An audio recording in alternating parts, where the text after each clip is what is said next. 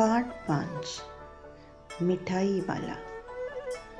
बहुत ही मीठे स्वरों के साथ वह गलियों में घूमता हुआ कहता, बच्चों को बहलाने वाला, खिलौने वाला। इस अधूरे वाक्य को वह ऐसे विचित्र किंतु मादक मधुर ढंग से गाकर कहता कि सुनने वाला एक बार अस्थिर हो उठते। उसके स्नेहाभिषिक्त खंड से फूटा हुआ गान सुनकर निकट के मकानों में हलचल मच जाती।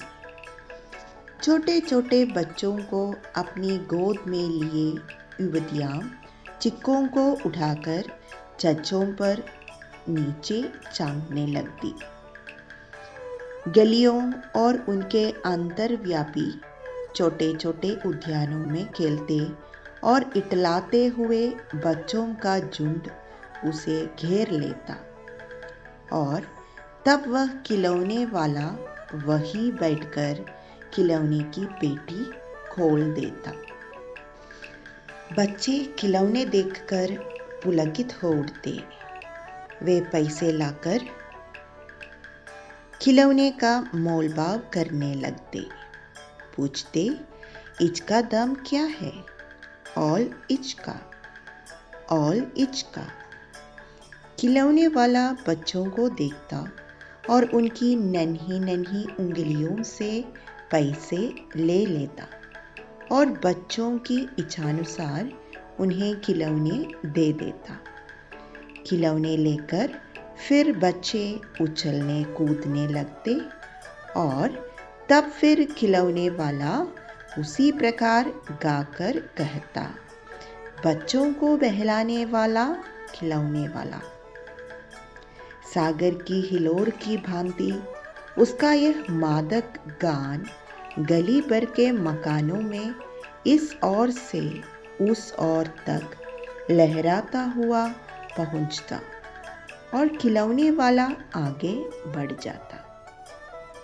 राय विजय बहादुर के बच्चे भी एक दिन खिलौने लेकर घर आए। वे 2 बच्चे थे, चुन्नू और मुन्नू। चुन्नू जब खिलौने ले आया तो बोला, मेला गोला कैचा चुंदले। मुन्नू बोला, और देखो मेला कैचा चुंदलिए। दोनों अपने हाथी घोड़े लेकर घर भर में उछलने लगे। इन बच्चों की माँ रोहिणी कुछ देर तक खड़े खड़े उनका खेल निरखती रही। अंत में दोनों बच्चों को बुलाकर उसने पूछा, अरे ओ चुन्नू मुन्नू, ये खिलौने तुमने कितने में लिए हैं? मुन्नू बोला, 2 पैसे में खिलौने वाला दे गया ये। रोहिणी सोचने लगी, इतने सस्ते कैसे दे गया है? कैसे दे गया है यह तो वही जाने, लेकिन दे तो गया ही है, इतना तो निश्चय है।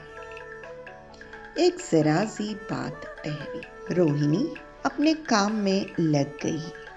फिर कभी उसे इस पर विचार करने की आवश्यकता भी भला क्यों पड़ती?